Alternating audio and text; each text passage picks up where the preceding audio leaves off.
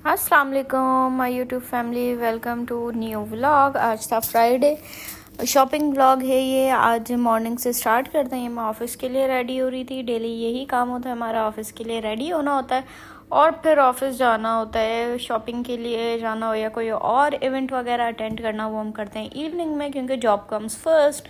Salary आएगी, पैसे आएंगे तो ही हम लोग शॉपिंग पे जा सकते हैं। इसलिए सुबह सुबह फ्रेश मॉर्निंग है। डाइट भी चल रहा है। अच्छा, डाइट से बहुत ना लाइट वेट महसूस कर रही हूँ मैं खुद से, भले ही वेट हो नहीं हो। ये मैंने कैबेज का एक ऑमलेट बना लिया था जो कि मुझे बहुत यम्मी लगता है। मैं ऊपर से ऑरिगानो स्प्रिंकल कर लेती हूँ। साथ में ये चाय बनाई थी मैंने अपने हस्बैंड के लिए। हम दोनों ने बैठ के नाश्ता किया था। अच्छा, मैं चाहे जितनी भी लेट हो रही हूँ, मैं नाश्ता अपने हस्बैंड को लाजमी तौर पर करवा के जाती हूँ, क्योंकि पीछे से कोई होता नहीं है। ये हम दोनों की लाइफ है, हस्बैंड वाइफ की। हम लोग जॉइंट फैमिली के साथ नहीं रहते हैं, सेपरेट रहते हैं। अच्छा, ये ऑफ़िस में आज मैं नेचुरली बहुत अच्छा फ़ील कर रही थी। हालांकि हम लोगों का ऑफ़िस का एसी भी ख़राब है, बहुत मसले मसाइल चल रहे हैं, मगर फिर भी मैं फ़्रेश फ़ील कर रही थी। ये देखें, ये अपने किसी चीज़ पे बहस करते हुए हमारे कुलीग्स, ये लोग भी बेचारे बड़ी मेहनत कर रहे हैं। वो देखें, हमारा ना फ़ैन चल रहा है ना एसी। ऑफ़िस के मसले मसाइल इतने बढ़ गए हैं, मगर ये है कि काम तो करना है और सब ने ऑफ़िस भी आना है। ये देखें, सब लोग लगे हुए अपने अपने टास्क में। साथ ही में मैंने ये केलसी पी ली थी। मेरी डाइट रूटीन में केलसी इंक्लूड होती है, जो कि मैं गर्मी की वजह से लाजमी लेती हूँ। वैसे मैं नॉर्मल टैप वाटर लेती हूँ, मगर केलसी मैं थोड़ा सा ठंडे पानी से लेती हूँ। फिर मुझे इतनी शिद्दत की भूख लग गई थी नमाज़ पढ़ने के बाद। जुम्मा था तो नमाज़ पढ़ी, नमाज़ पढ़ने के बाद भूख लगी थी तो मैंने ये चने मंगवा लिए। फिर थोड़ा सा टाइम रिलैक्सेशन का था मेरे पास, तो मैंने सोचा थोड़ी सी वॉक कर ली जाए।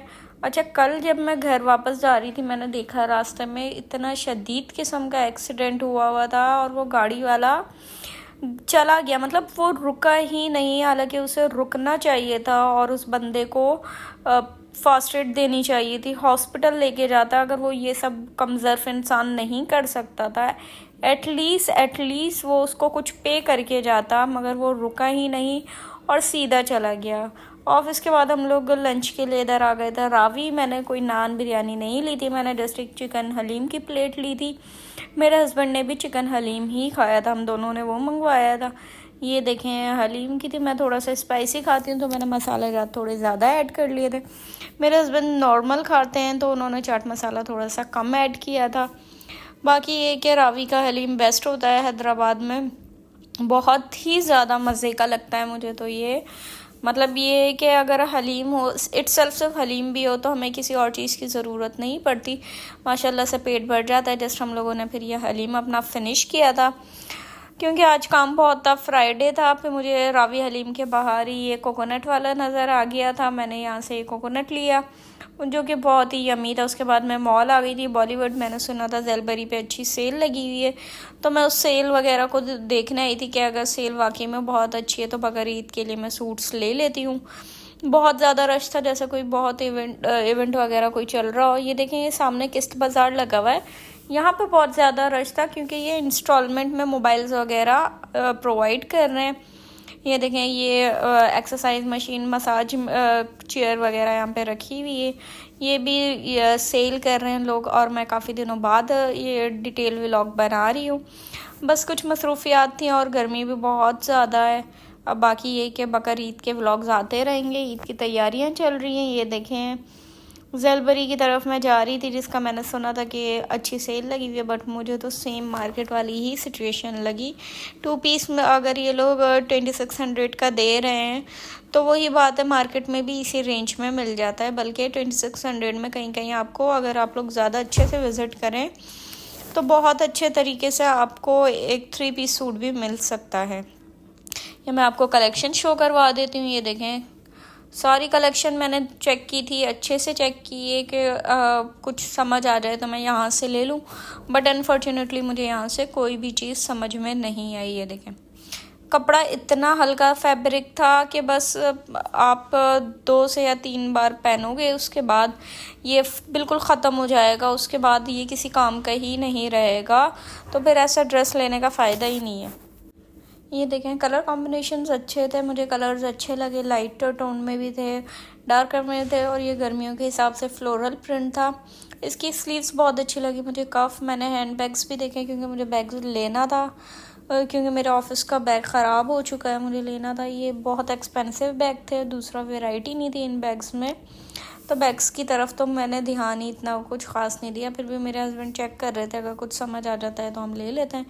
ये देखें, ये रेंज लगी हुई थी, 2600 वाले थे, ये 2 पीस सूट थे, बट मैं बिल्कुल भी सेटिस्फाई नहीं हुई, तो मैंने यहाँ से ये नहीं लिया कुछ भी। फिर मैं फ़र्स्ट स्टेप की तरफ चली गई, वहाँ से मुझे शूज़ और वो बैग लेना था।